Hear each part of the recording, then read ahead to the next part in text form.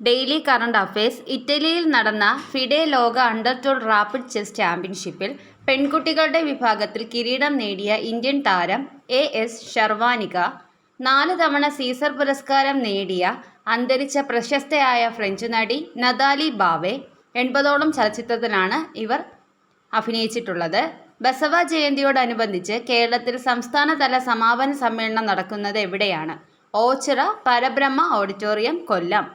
ലോക പ്രശസ്തമായ സ്വതന്ത്ര സോഫ്റ്റ്വെയർ കൂട്ടായ്മയായ ഡെബിയൻ പ്രോജക്റ്റിന്റെ ലീഡർ സ്ഥാനത്തേക്ക് തിരഞ്ഞെടുക്കപ്പെട്ട ആദ്യ മലയാളി വനിത ശ്രുതി ചന്ദ്രൻ. ലോക പ്രശസ്ത സാങ്കേതികവിദ്യാ കമ്പനിയായ ആപ്പിളിന്റെ പുതിയ CEO ആയി നിയമിതനാകുന്നത് ജോൺ ടർണസ്.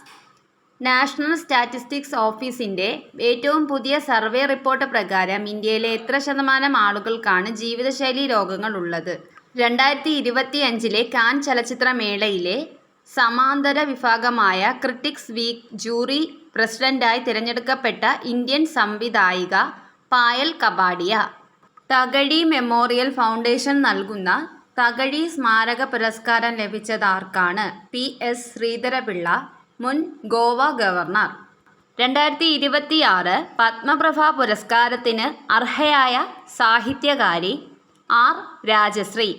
കേരളത്തിൽ കടുത്ത വേനൽച്ചൂടിനെ പ്രതിരോധിക്കാൻ സംസ്ഥാന സർക്കാർ നിർദ്ദേശിച്ച പ്രധാന കരുതൽ നടപടി ഏത് പേരിലാണ് അറിയപ്പെടുന്നത്? Self lockdown. ഇന്ത്യയിലെ ആദ്യത്തെ ഇലക്ട്രിക് എയർ ടാക്സി ശൂന്യ E-പ്ലെയിൻ E200 വികസിപ്പിച്ചത് ബാംഗ്ലൂരു ആസ്ഥാനമായുള്ള സർല ഏവിയേഷൻ.